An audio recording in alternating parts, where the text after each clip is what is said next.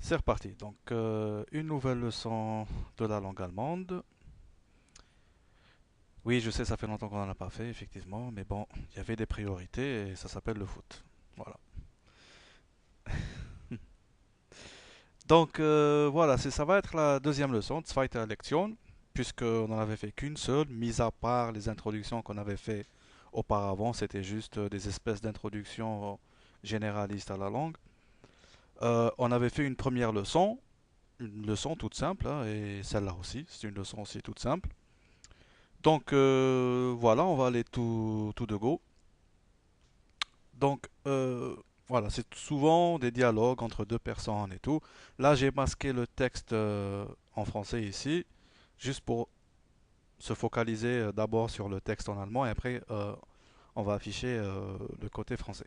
Évidemment, les exemples que je fais, c'est souvent la comparaison des deux langues, hein, de la langue allemande et de la langue française. Voilà,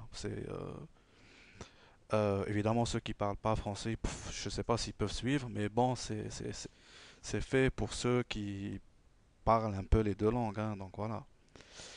Bien, donc voilà, das Restaurant, ou das Restaurant, parce qu'il faut toujours prononcer la fin, en français, restaurant. Das, c'est bien sûr, c'est l'article défini neutre, qui n'existe pas en français. Le neutre n'existe pas en français. En français, on n'a que masculin et féminin. En allemand, ça existe, le neutre. Comme le it en anglais, hein, où il y a aussi des notions de neutre en espagnol. Donc, mais en allemand, ça existe et c'est très, très, très, très présent. Voilà, das Restaurant, souvent.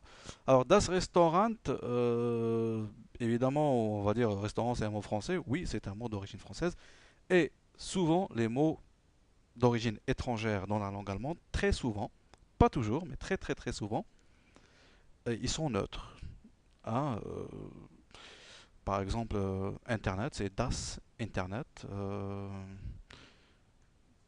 Automobile, das Automobile. Hein, et voilà. Donc, souvent, les mots d'origine étrangère sont neutres. Donc, ich bin sehr müde. Il y a une prononciation assez spécifique du ich. Donc, c'est pas le che de cheval, chemise, chaleur, comme il fait en ce moment. Mais c'est un, c'est un, c'est un son assez, c'est un che, bien sûr, mais assez fin. C'est ich. Bon, on va pas se prendre la tête pour essayer de le prononcer, ça viendra avec le temps. C'est pas une priorité, hein, quand on dit ich, tout le monde comprend, donc c'est l'essentiel. Donc, ich bin sehr müde, müde, müde, fatigué. Donc, on prononce toujours le E à la fin, hein, müde. Und ich habe Hunger. Und ich habe Hunger. On prononce le H ici. Bien. Dort ist ein Restaurant. Bien sûr, ces numéros-là renvoient à des notes qu'on va voir tout de suite après avoir lu le texte une fois. Es ist schön, nicht wahr? Le deuxième, parce que c'est un dialogue. Ja, aber haben Sie auch Hunger? Ja, aber sind Sie nicht müde? Doch, aber das Restaurant ist zu teuer. Rappelez-vous du Z qui prononce ts, zu, teuer. Et la diphtongue oi ici. Ça, on a déjà vu les diphtongues, voilà. Zu teuer. Dort ist eine Kneipe. Sie ist auch schön, nicht wahr? Bien, c'est un petit texte entre deux personnes qui ont faim et qui sont fatiguées, et qui cherchent un restaurant, voilà. Donc je vais afficher le côté français. C'est simple, hein, j'ai juste mis en blanc. Et voilà, donc on va le refaire, hein. Ich bin sehr müde. Je suis très fatigué. Und ich habe Hunger. Et j'ai faim. Hunger, c'est la faim. Müde. Müdigkeit, la fatigue. Dort ist ein Restaurant. Donc, comme on l'a dit, le premier point ici, on voit, il y a trois genres en allemand. Masculin, féminin et neutre. Donc, der pour masculin, die et das. Ça, je crois qu'on, pour ceux qui suivent, évidemment, on les a déjà vus. Et souvent, les mots d'origine étrangère sont neutres. Dort ist ein Restaurant.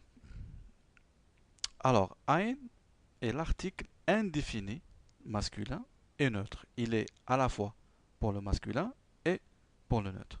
Donc, ein T, un T, ein Restaurant, un restaurant. Donc, il est valable pour le neutre et pour le masculin. Ein. L'article féminin prend juste un E, eine Tasse, une tasse. Voilà. Donc, es ist schön, nicht wahr? S, voilà, celui-là, ce S-là, très important, et très important effectivement, est le pronom personnel neutre, comme it en anglais. Hein. Das Restaurant ist schön, es ist schön. Le restaurant est beau, il est beau. En français, il, l'article, ça reste l'article masculin puisque le neutre n'existe pas. Donc, l'article, le pronom personnel neutre en allemand, c'est es, comme le it en anglais, tout simplement. Bon, il y a aber, oui, mais haben Sie auch Hunger? Alors, ce 4, il renvoie à ici, Sie. Donc, Sie, voilà, haben Sie, celui-là, ce mot-là,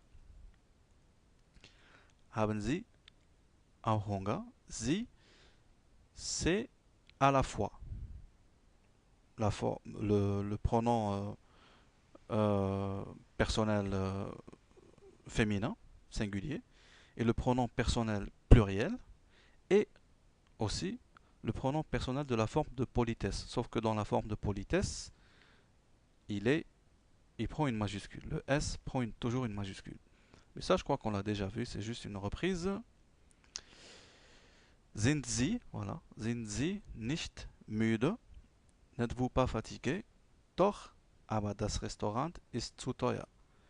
Si, doch, si, mais le restaurant est trop cher. Donc le point 5 renvoie à oui, c'est le 5, c'est pas le 6. Bon. Alors le CH de doch ici se prononce comme le R du mot prémisse ou prendre. Hein. Ça s'appelle le CH guttural. Doch, comme le verbe machen. Alors ce son vient toujours après les voyelles A, U et O. Toujours. C'est-à-dire quand on a des mots où il y a le CH précédé par A, U ou O, le CH ne se prononce pas ch comme dans ich, mais ch comme doch et machen. On a l'exemple de dach qui veut dire plafond. On a l'exemple de Buch qui veut dire livre, mais on dit Licht, lumière, Licht. Pourquoi? Parce que c'est un I. Voilà, donc le CH ici ne se prononce pas. C'est pas Licht, c'est Licht. C'est juste après A, U, O. Dor, Bourg, Dar, Nord, Var, etc., etc. Voilà. Dort ist eine Kneipe.